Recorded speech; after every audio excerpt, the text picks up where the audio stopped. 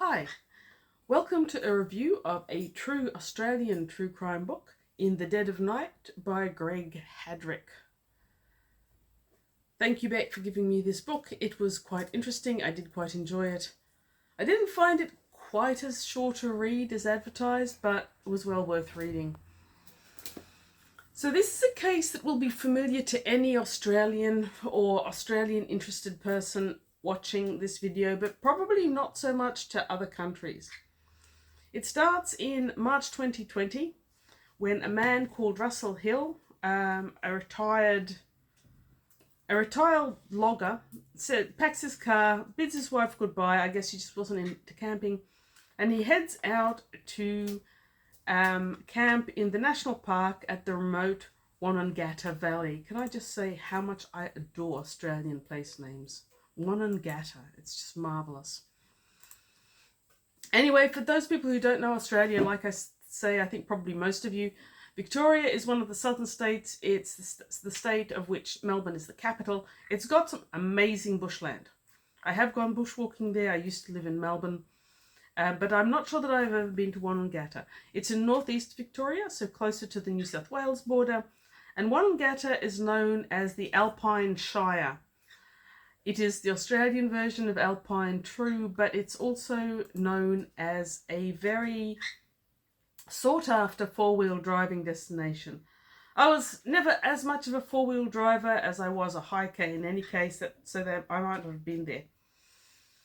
Anyway, it's also known as one of the more difficult four-wheel drive destinations, and while the pictures of it online at, I don't know, Travel Advisor and so forth, if you look at them, it's beautiful, it's lush, it's huge, and there is a map in the front of the book. Now, one of the YouTube channels I like is called Kyle Hates Hiking, who almost certainly is completely unaware of my channel. What Kyle does is he concentrates on hiking and national parks in the United States, and often in disappearances and unfortunate accidents and missing persons there. This is very much a Kyle Hates Hiking type book, because after Russell Hill had packed up his four-wheel drive and headed up into the Wonnangatta Valley, he was essentially never seen again. Now, as an ex-logger, he had the license for radio, and he would radio every night around about 6 p.m. His wife did not have a radio license, but a number of his mates did, some of whom he would normally go camping with, some of whom he used to work with. So she'd listen in on the channel every night to see how he was going. Then one night he didn't radio in, which was atypical. About 5 days later, friends and family convinced his wife to list him as missing. But March 2020, COVID restrictions on movement were coming in full force, and those lockdowns applied to the police as well. So the police would have had a difficult time getting up into Wonnangatta anyway, even though I believe they had a general location. I don't think they had an actual camping ground, and it was difficult because of the lockdowns and the proximity and so forth. So the map shows Buck's campground, and I'm pretty sure that's where they were staying, and it was them, because while Russell Hill had told his wife that he was going camping on his own, pretty soon after it became clear that he wasn't. He was camping with Carol Clay, a divorcee, and the two of them had known themselves from school. They'd been school sweethearts, and then at the age of 18, Carol had been ready to marry and settle down. Russell had gone, whoa, that's a bit too fast for me. They both went off, they married other people, they had children, they had lives, and then they reconnected again. And for a number of years, they carried on an affair that, while Carol's family were aware of, Russell Hill's wife and children were not. So just imagine the distress. COVID's hit the world. Victoria's in lockdown. You're in your house, probably without your children. I think they were grown at the time, learning for the first time that your missing husband, who may or may not be dead by now, had had an affair for years. I'm so sorry for that poor woman. Anyway, so you had this painstaking investigation that was severely hampered by the whole COVID as well as the location and all the rest of it. But because it's a fairly remote one, the number of people there were not large, and people in that sort of remote location, when they pass someone else, they'll sort of wave, they'll stop to say hi. And I, like most other people, was trapped home in 2020, 2021, and I followed all the news stories. So it's a fascinating case. Did I love this book? Not really. I seem to be an outlier in that most of the Goodreads reviews seem to be giving it 4 to 5 stars, and it was not a 4-star read for me. 3 stars, yes, maybe 2, because I have to admit there was skim reading at certain parts. So I went into it a little bit unsure how much new there was going to be for someone who has followed the reports. If you've never heard about this at all, by the way, I thoroughly recommend this book as a really well written, really well researched, and very narratively consistent true crime book. But it's not the best one I've read. The early chapters where it all sets it up, well, I followed that on the news report, so I knew a lot of that. Then we reach the point where the police are actually conducting their investigations. And that was far more interesting to me because I didn't know too much about that. I don't think anyone really did. The police pinpointed not many people, half a dozen to a dozen people who were in the area and who had seen and heard things. And slowly and surely they zoomed in on this one particular person. Greg, what's his second name? Lynn. Gregory Lynn. He eventually, after about a year of them researching, was the only one they couldn't eliminate. And on the surface, he didn't seem likely. He was a Jetstar pilot and examiner. He had a blameless life. But they zoomed in on him and they started interviewing him. And all of that part, how they zoomed in on him, how they started interviewing him, I really enjoyed all of that. Then we reached the last part, and once again I struggled. The last part is about how the Victorian Missing Persons investigation branch brought Greg Lynn to court. And that's hard. That's hard reading. The missing persons, by the way, they're not concerned with teenagers who go on a bender. Missing persons in this context means long-term missing, probably dead. And at this point, they were sure that Russell Hill and Carol Clay were dead. They had examined around their campsite in case an accident had occurred. It didn't seem likely with 2 such experienced and older people, but they tried all that. They were both in the 70s, by the way, 74 and 73.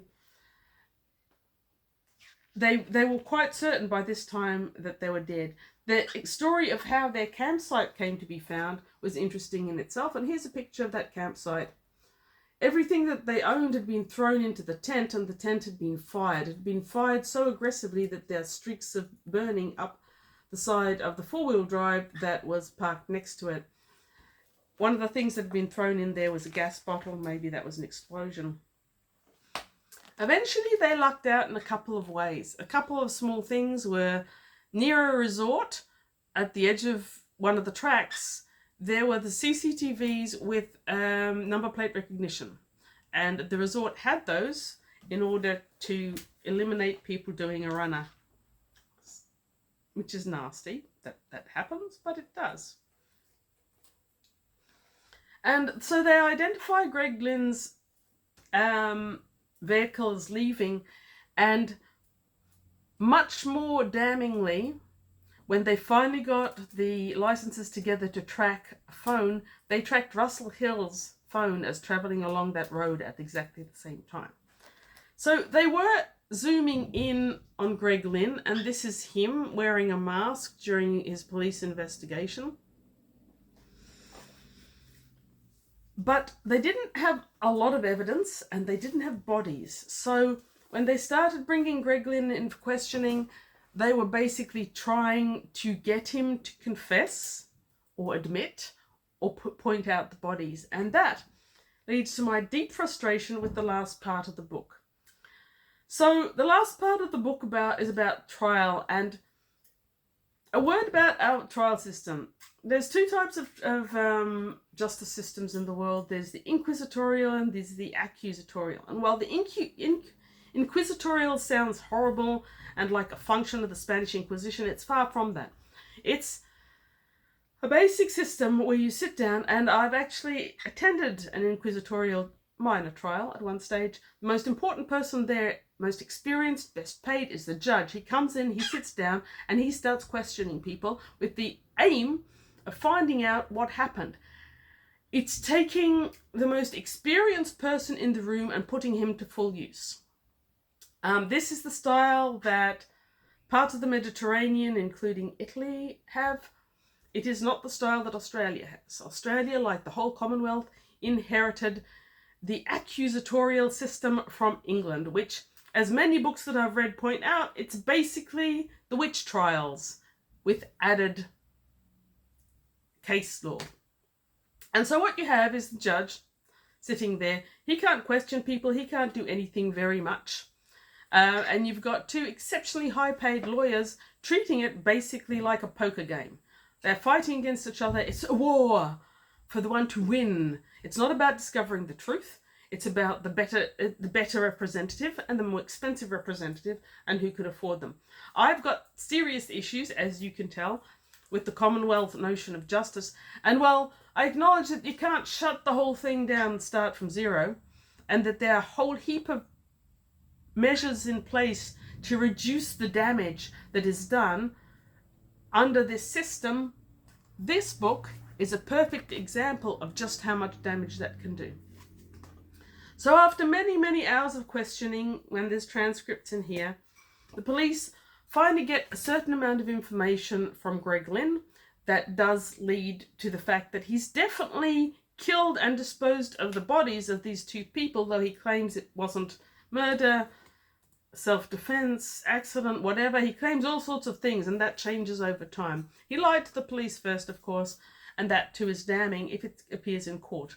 The justice refused to let it appear in court because he claimed that the police got it illicitly, without having correctly warned their suspect, and while leaning on him too heavily, though the amount the defense was allowed to lean on every single witness in the courtroom was appalling, and that's apparently fine. This paints a very unpleasant picture of the justice in question, but I do believe the judiciary and our system have got a responsibility to protect the rights of the individual, their right to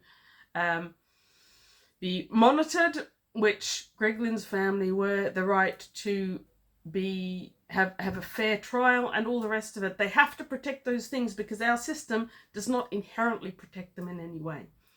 But as a consequence of this, virtually all the evidence leading to Greg Lynn's behaviour was not admissible in court. And there were other issues. It was set up as plain murder. So the jury that was impaneled could basically say not guilty or guilty to murder. They had no option on manslaughter. And the results of this trial would probably have been very different. So I found those last bits quite hard to read. And there was... Yes. So all this, however, page 265, Greg's statement on 14th of July, as many lies, was inadmissible. The get out of jail card in such situations is the probative value of the evidence. And the court was messy and unpleasant. Now, the jury ended up returning a not guilty against Greg killing Russell because there was at least a chance that it wasn't murder in premeditated. Maybe it was, maybe it wasn't. No one actually knows except Greg Lynn because he's the only person who emerged alive from that campground. But they brought in a trial of guilty of murder against Carol Clay. And the ending isn't terribly satisfying. On one hand, yes, the guy was convicted. On the other hand, anyone who knows this justice system knows it's going to go to a next court up. I don't know if it's got there yet. This book was just published this year, I believe. Yes, first published in 2024. And copyright to Greg Haddrick, who did a great job. It's by Allen and Unwin, a company that used to give me a lot of reader copies, but doesn't anymore. Yes, so I do thoroughly recommend this book to anyone who likes that sort of campsite situation. If you like Kyle Hates Hiking's channel, you'll probably enjoy this book. If you like true crime and you don't know very much about this case, you'll probably find it fascinating. I find the ending somewhat unsatisfying since, of course, we can't yet know what will happen when it goes to a court of appeal. We don't know what sort of sentence Greg is looking at. And there's a couple of other subtle little things in this book that are vaguely mentioned and then dropped. One is the fact that from 2007 onwards, there are a number of unexplained disappearances in the Wonnangatta. At one stage, there's this quirky little suggestion that maybe Greg Lynn might know a bit more about them than other people, of whom essentially people know nothing.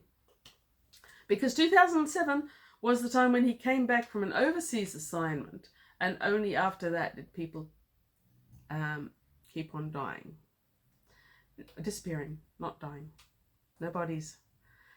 But that's only mentioned in passing, and I'm a bit curious as to why he did that.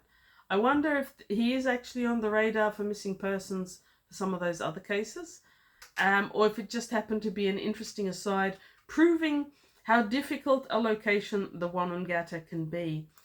It is quite beautiful. It covers 348 kilometers, which I believe is around about 220 miles. And it has zero population, but if you go outside the actual park, you've got some really interesting exhibitions of early settlers and first occupations by Australians and so forth. So yeah, anyway, true crime book, pretty good. Mixed feelings myself. Not the best true crime book I've read by any means. He did a lot with what he had, and unfortunately he didn't have very much, because you've got the Wonnangatta and what occurred there, but we really don't know. And at least not what happened to Russell and Carol. A beautiful description of the park and the difficulties and all the trails and the isolated locations. The bodies were eventually found. I don't think I mentioned that. Bits of them were found. So Greg eventually admitted to having gone back to the location where he dumped the bodies, which was nowhere near where the camp had been, and repeatedly burning them until all that you had left were fragments of bone. Fragments of bone in this day and age, of course, are well and truly enough to identify the people through DNA, and we would probably never have found them if he didn't admit that. So, fascinating case, twisty-turny. The questioning of Greg Hill is certainly very interesting in its transcripts from the actual interviews. The court case, deeply frustrating. The ending, well written, but still up in the air. Wait for the sequel after we go to the Court of Appeal. Thank you for watching. That's my true crime book for December. I don't think I'm doing another one. It was good, but I'm not doing another one. Have a great day. Read good books of whatever nature you like. No one has to stick to a single genre after all. There's heaps of genres out there. Enjoy them all and have a great day.